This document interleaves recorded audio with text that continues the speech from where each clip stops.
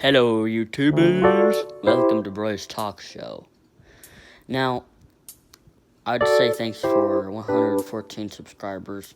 Well, it went down a little bit, but we're still at the thing. And definitely was using my little UFO drone, and I got that drone, or whatever that thing is called, a month ago, so maybe. Yeah, this month, I think. Actually, yeah, this month, not a month ago. But I started liking that thing, so I've been using it more. Okay, so how about this episode? Let's get into iOS 14, as iOS 14 will be coming soon in September, maybe October. Depends on what's going on. So right now we are in 6 betas of iOS 14. Apple has been releasing betas weekly now. They've turned into a weekly cycle. iOS 14 in the beginning days, Beta 1 and Beta 2 of public and developer betas have been doing really well recently.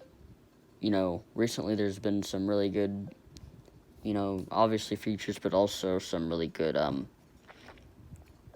stuff when it comes to bugs. Not too many hiccups. We didn't have a lot of hiccups, so that's good for us. Well, Beta 1 and Beta 2 introduced a lot of things, translate, which I thought was interesting because, as you all know, I use my random website shortcut, which you can download on the Routine Hub website.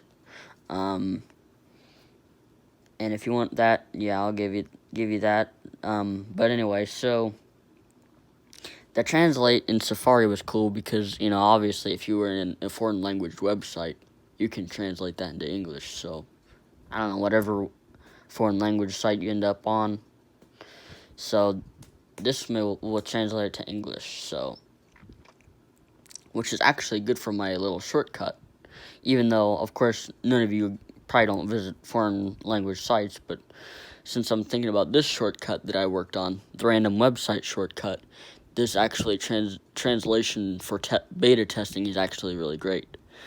At first, the beta testing of the translating thing, for me, Beta 1, Beta 2 had issues translating to English. It would crash. So when I would go to the translate website and click English, Safari would crash. That seems to be no more now.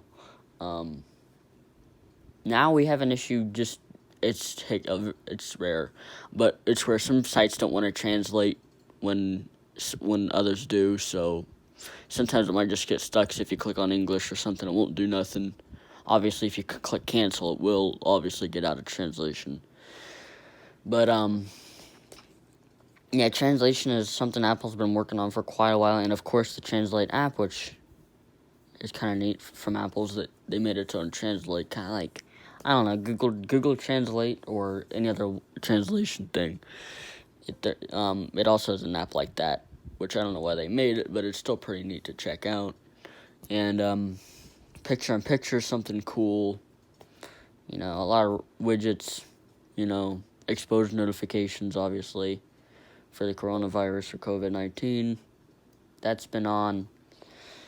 Beta 3 and Beta 4 have been interesting. Quite a bit of hiccups around betas. Very slow in performance, especially in Apple Music. If you click on more, maybe if you want to share something, it takes you 3 seconds, 4 seconds to click on it. Normally you just click on it and it's there. So it's had its ups and downs on that. Also in Beta 3, issues with opening news articles if you get a notification. There's a rare problem where it might freeze. So it'll just freeze in there and you won't get it unless you go in your news history and you could go back to your article. But it's had some ups and downs on the Beta 3. Beta 4 still buggy. Still had its ups and downs. Voice memos was improved greatly. Voice memos had a bad issue with accessibility in VoiceOver. So, I use VoiceOver for, obviously my device. There was one point, Beta 4, Beta 5. Yeah, Beta 5. I think it was beta 4 or beta 5 of iOS 14, where there was a problem where if you click on a recording, you couldn't go through the options for your recording. So you couldn't go look at the options, like, you know how when you click on a recording, you got the time, date, and you got the track position slider, the more options button, the previous, play, and next, or rewind 10 seconds or fast forward, all these options. You couldn't get to it. Only thing you could click on was delete, well, if you were in VoiceOver. So that was a problem that I definitely was reporting to Apple in the feedback app, which is for beta testing, which is great to have.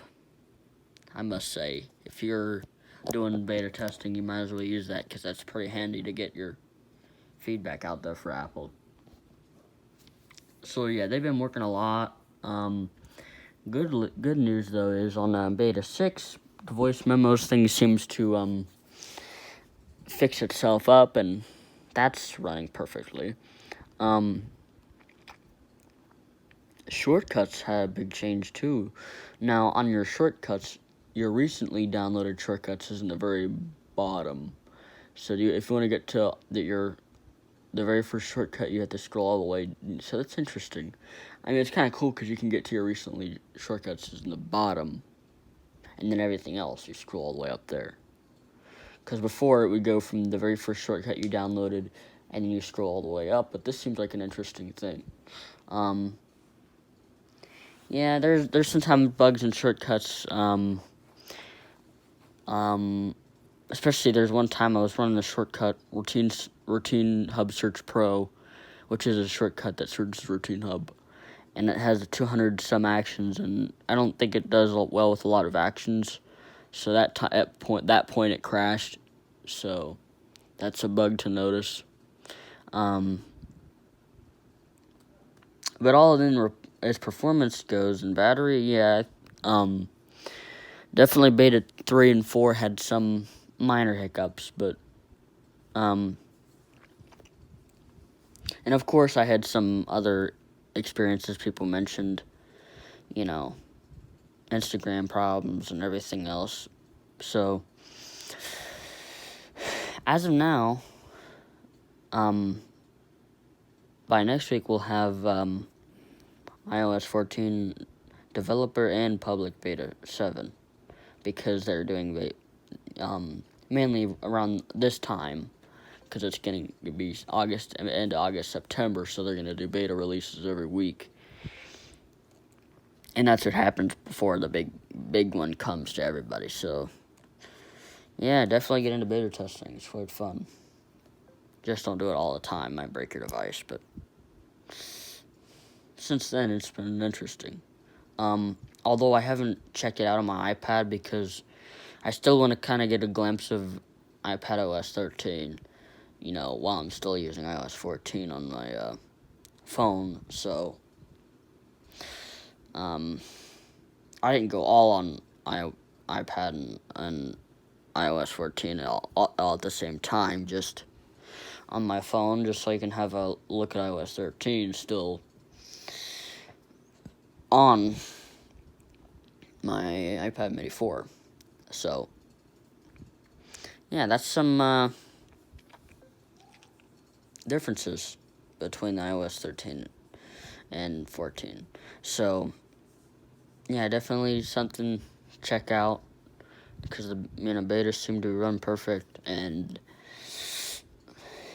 not perfect, but now that it's getting to beta 6 and beta 7, as we keep on going, they're going to be a lot of bug squashing and all that good stuff. So that's going to be good for the rest of us.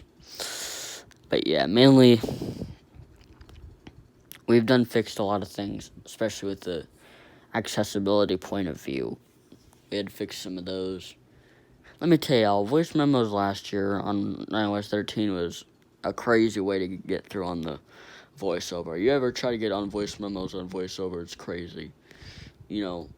Obviously, it would scroll down to your next recording. It's a lot of story. If you want to check that out, use iOS 13 on voice memos. And I also been using Just Press Record, which is also really good too.